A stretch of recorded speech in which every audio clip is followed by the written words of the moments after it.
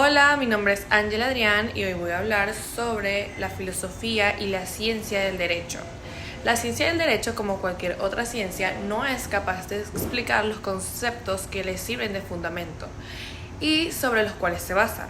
Tampoco es capaz de aclarar las ideas de valor que le dan sentido al derecho, pues el conocimiento científico es limitado y fragmentado. Así pues, mientras que la ciencia del derecho se ocupa de la descripción o explicación del derecho sin describir los presupuestos o dogmas de los que parte por ser previos.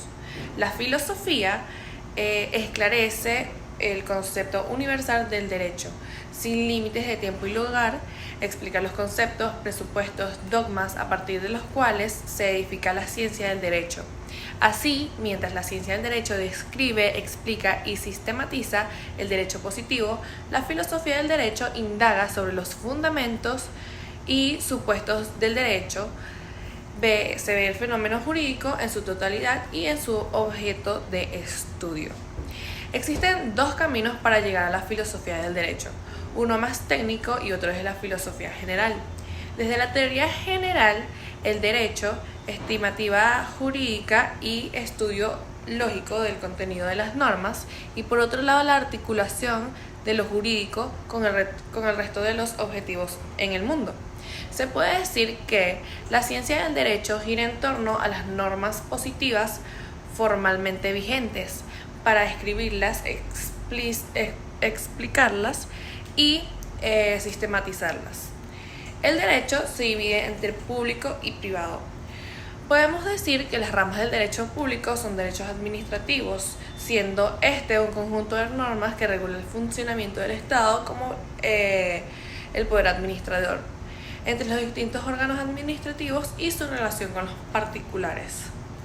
El derecho constitucional o político, que se ocupa del análisis de las leyes fundamentales que definen un Estado.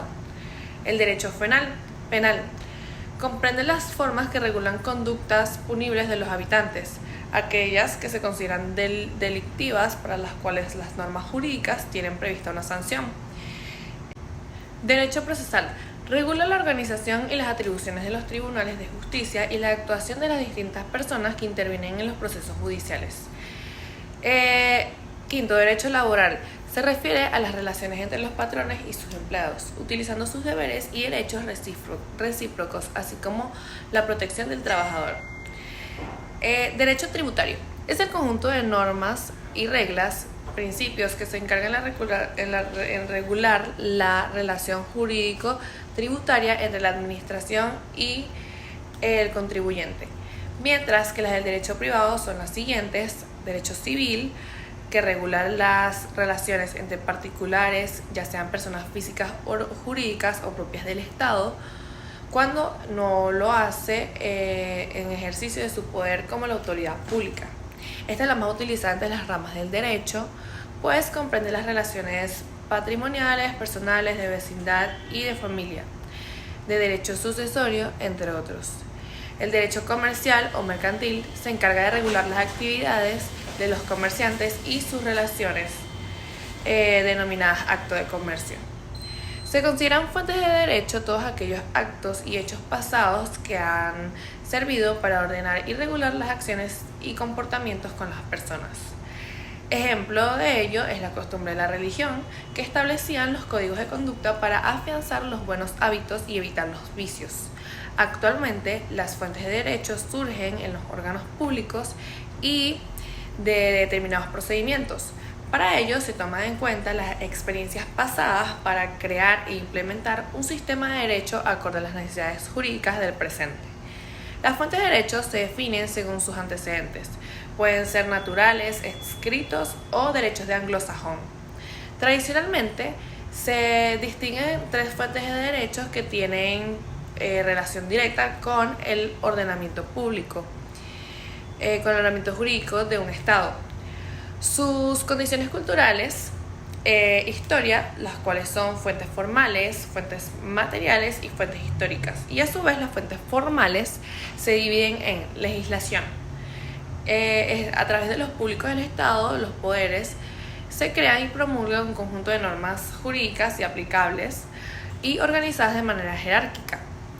2. La costumbre. Se trata de la fuente formal más antigua, es de carácter cultural y conlleva una serie de conductas que son jurídicamente obligatorias y que se aplican de manera generalizada en una comunidad. Jurisprudencia es la interpretación de las leyes que realiza el juez en caso donde las leyes primarias no se resuelven de manera clara los asuntos discutidos y presentan dificultad en la integración e interpretación de estas. Es establecido por un tribunal supremo. Doctrinas son las interpretaciones u opiniones que hacen los juristas sobre leyes para aclarar de manera teórica las interpretaciones de ciertas normas y sus aplicaciones. Igualmente se considera una fuente indirecta.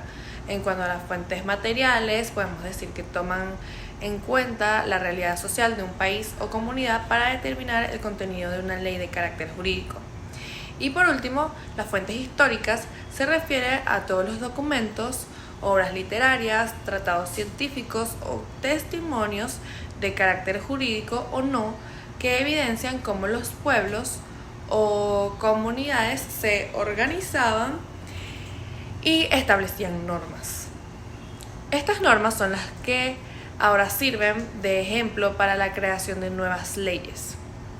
A través de fuentes del derecho podemos entender que el origen de las leyes y su evolución, así como los factores a tomar en cuenta para su elaboración y posterior a la aplicación, además no nos permiten tener una perspectiva de efectos de su aplicación en la sociedad.